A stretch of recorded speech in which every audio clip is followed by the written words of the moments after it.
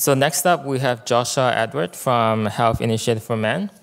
Joshua has worked in public health and social epidemiology for over 2 decades, mostly devoted to issues that disproportionately impact gender and sexual minorities in both direct and indirect ways. Joshua has devoted his work to community-based participatory research and primary prevention, working with both communities as diverse as gay, bi, and MSM sex workers to adolescents in rural and remote communities across Alaska. He now works as a knowledge translation manager at HIM, where he works in partnership with the community and partnering agencies to develop health promotion, HIV and STI prevention campaigns based upon the best available current evidence and scientific and medical recommendations. Joshua is also completing a doctoral fellowship at the University of British Columbia in the Faculty of Land and Food Systems. And today, he will be sharing with us #GetGarded, the impacts of HIM's campaign to increase awareness of HPV infection and the availability of Gardasil among gay and bisexual men in Greater Vancouver. Welcome, Joshua.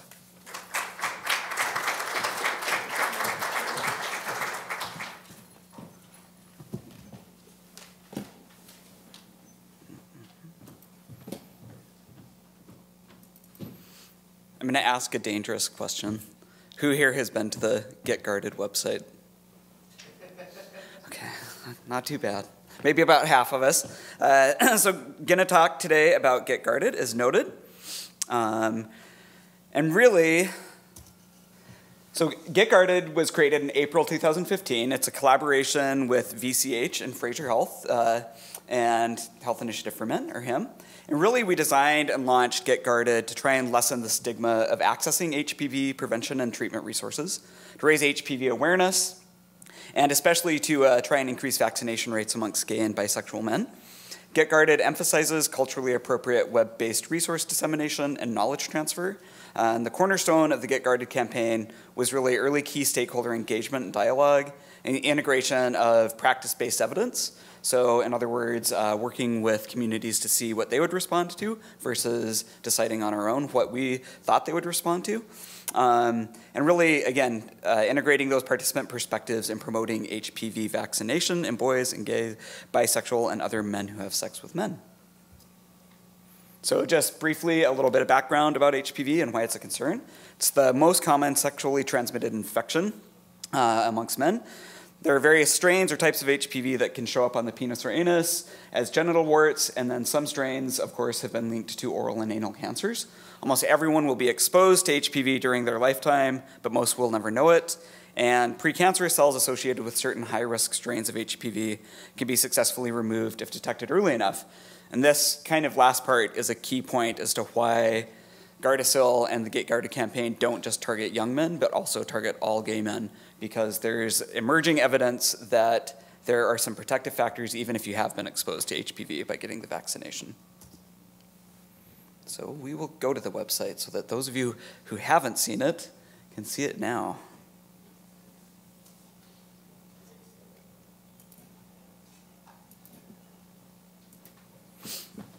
No? Why is it? Sorry, I thought you were seeing the website like I am.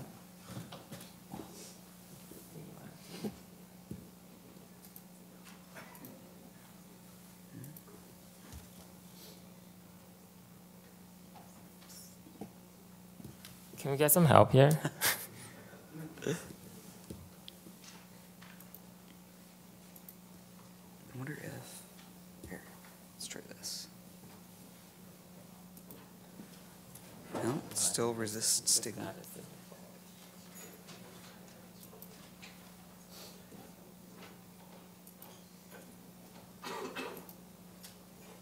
Apologies, all. I even tried a trial run of this and it was working right before I did this, but I'm cursed this conference, so.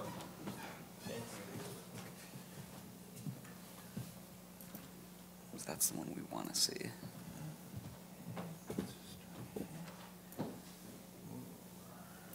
Ah, there we go.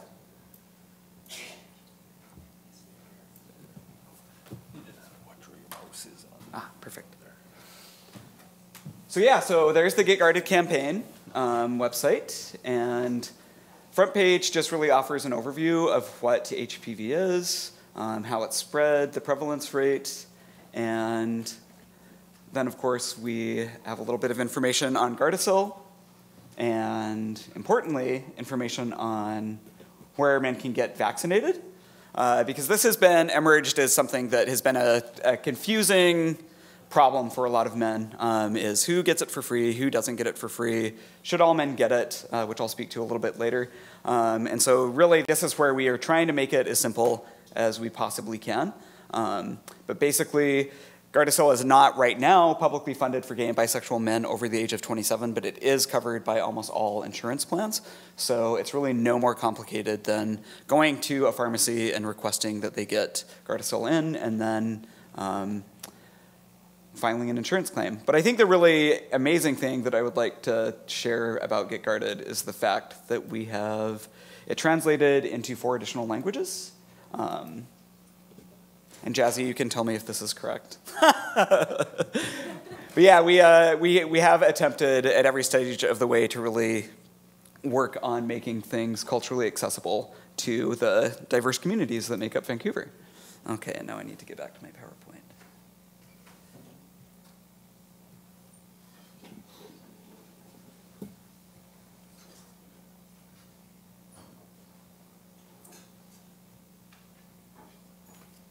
I might need some more help getting back here. I can use a PC, so I'm equally. Slideshow. Okay, there we go. So, since launching in April 2015, we at HIM have noticed that we're sensing an increased awareness within the GB and MSM communities around the eligibility and availability and benefits of Gardasil. We're also hearing some anecdotal information about understanding the harms associated with HPV infection, especially in the development of oral and genital cancers and their precursors. And also hearing some understanding of the accessibility and including accessibility issues of Gardasil, and that generally the community seems pretty supportive around the idea of vaccination. So in order to better understand how this was trickling out to the community and the diffusion and efficacy of the GetGarded campaign throughout Greater Vancouver, we designed a comprehensive evaluation plan that's going to eventually include focus groups and some key informant interviews, but just wrapped up our paper survey component, which involved 370 respondents, and online surveys with gay, bisexual, and other MSM. And since launching the online survey on Wednesday, we've had almost 170 responses, so it's going great. So the first question that we asked in our survey around how the campaign was working was whether or not gay men, bi men, MSM were aware of the prevalence of HPV within our community, and overwhelmingly good. We saw that about 300 respondents out of the 370 were well aware of the HPV. And again, we also noticed a really, really positive response towards the role of Gardasil as a protective effort in the prevention of HPV. However, what we have seen is that a lot of the awareness at this point is not yet trickling into actual vaccination. And I think part of that is just still a little bit of confusion around how to access the vaccine, if all gay men should access the vaccine, which seems really simple, but it actually isn't, because I'm a 40-year-old gay man, and I had to ask Troy Grennan at BC CDC, who specializes in HPV, I was like, Troy, should I get Gardasil? And he was like, absolutely. So I think the fact that even some of us who are working in gay men's sexual health aren't sure if we should be getting Gardasil, I think is really telling around some of the education efforts that we need to continue within our community. And then this is also really, really important, because what we know from our surveys is that those who have received Gardasil or Gardasil 9 overwhelmingly did it because their provider recommended that they get the vaccination. And then the next actual significant reason was that a friend recommended it. And then we did have some who said specifically, I came across the GetGarded website and decided to get it for that reason. But I think the reason why the provider recommendation is really, really essential is So after Troy tells me, yes, you should get Gardasil, even though you've probably already been exposed, I went to a walk-in clinic on Davie, expecting this like amazing, supportive experience, and I spent almost 45 minutes arguing with a doctor around why I wanted to get Gardasil. Because I needed a prescription from him so that I could make sure that my insurance would cover it. And he was like, I don't know if he was an anti-vaxxer or what, but he was like raking me over the coals and like, oh my God, this Gardasil is just a ridiculous campaign. They started with young women, then they moved it on to young men, and now they're saying all men, and yeah. So anyway, so there's a piece that we haven't really, I don't think, thought about in terms of like GetGarded and integrating it into the campaign, but coming out in the evaluation, we're seeing that we probably really need to devote some component of this to provider education around why this is so important. Another significant relationship is that those who are getting the vaccine are not paying for it, which is great, and we need to continue bolstering that message throughout the community, especially for those, again, that are under the age of 27 and covered by the provincial immunization plan. I think ultimately, hopefully, and I don't know if this is going to be the case, that it will be publicly funded for all gay men, but we certainly can see here about 215 of the respondents so far said that they would be very likely to get the vaccine if they knew that it was covered. And this is also, again, part of reframing some of our really primary campaign messaging, which is like, even if you're not covered through the provincial plan, your insurance is probably going to cover it if you have insurance. So in terms of where the campaign is resonating and how the messages are getting out there, it was really, really interesting because I think coming into him in my position, I've been there 2.5 months now, and I always viewed GetGarded, which I had seen previously, as a very kind of like web-oriented campaign. But the fact is that everyone, the majority of folks who are seeing the images in GetGarded on a kind of like case-by-case video are seeing them in primarily offline settings. So the #1 setting in which folks have seen the campaign is bars. Bathhouses are frequently cited as places they've seen them. Postcards and posters were identified. And then the actual campaign website itself, which is, it's going to be the kind of mustard color bar fourth from the bottom.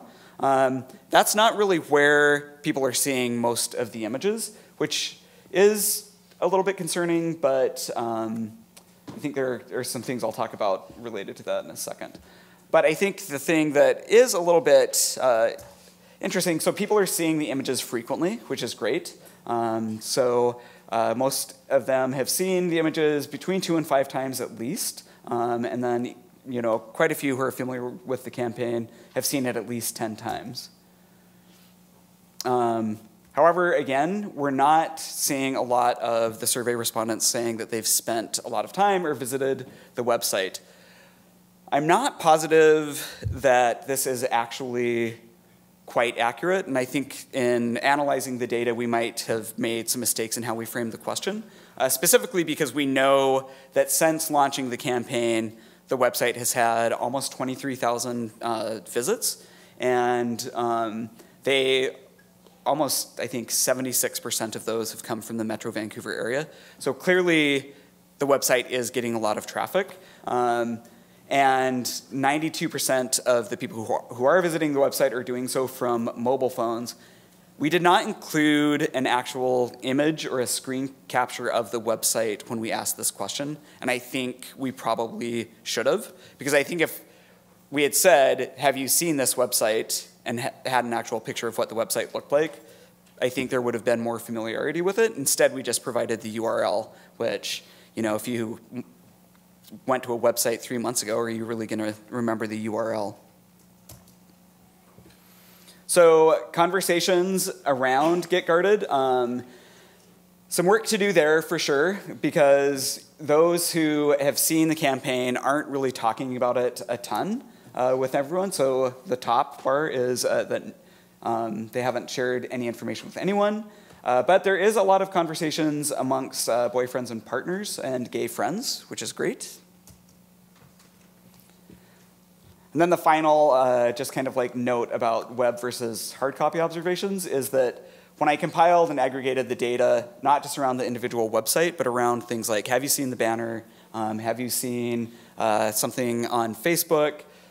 Once we compiled all of that, we're actually seeing it's pretty close to some component of I've seen and am familiar with the campaign in some online capacity versus just the posters or promo materials at bars and bathhouses. But I think back to some of the really good news is every really clear, strong majority were aware of exactly what the campaign message was, which was that it's really important to get protected against HPV with Gardasil. Again, a significant majority felt that the campaign made them want to learn more about HPV, and again, significant majority felt that the campaign really wanted them to get immunized against HPV with Gardasil. Very important was identified by most of the respondents in terms of how important the campaign is.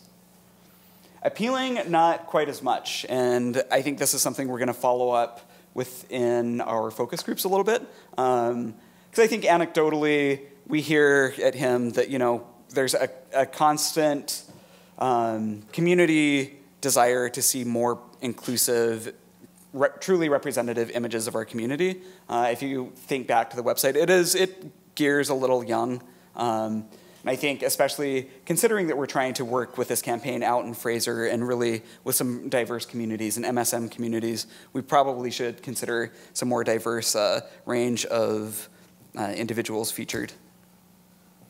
Just highlight some of the demographics closing out. So the age of first sexual contact, oral or anal, with a male partner amongst the survey participants. The mode, or most frequently reported response, was 16. Number of male sexual partners, oral or anal, in a lifetime. So the mean and median were very closely tied, around between 25 and 50. However, there was a huge range in terms of individuals who had 5 partners and actually several individuals who had reported partners in the thousands. So felt like that was important to capture. Again, highlighting the importance of the role of provider in disseminating this information. So 250 of the respondents actually have come out as gay men to their providers. And then most of them did so at a quite young age, around 20. Most had not ever received an HPV diagnosis. And then the actual most common age was right around 25, 26. Just some brief demographics around who was participating, overwhelmingly men. And then identifying as, from bottom to top, gay, bi, straight, queer, two-spirit, or other. And the income, most pretty standard $30,000 to $70,000 income range. So where are we going from here? So first off, we have to complete the data collection because it's a really rich data source. And I'm going to be working with one of CBRC's investigators to use the SPSS, Public Health Statistics Program, to really do a lot of more multivariate type analysis. So figure out what are the relationships between getting Gardasil and income or ethnicity. What are the relationships between how people are perceiving the image and ethnicity, those kinds of things. We're going to work in developing more specific targeting of campaign materials. I think, again, it was a wake up to recognize the importance of posters and postcards and putting stuff up in bars and bathhouses, which I think sometimes we kind of feel like, oh, is this still necessary? It's very necessary. I think work on more translation of both posters and on and offline resources. And then again, really focus and recognize the role of provider education in this piece. Because I think that they, especially if men are not coming into a HIM clinic, that could be right there, the bottleneck that actually doesn't matter if they've seen the GetGarded website or familiar with HPV. If their provider shuts down the conversation and says, oh, you don't need it, this is a scam, they're not going to get it. So that is GetGarded, where we're at. We'll be doing online survey collection until we get about 500 responses. Hope to have between 800 and 1,000 responses total. So you can ask questions at the end.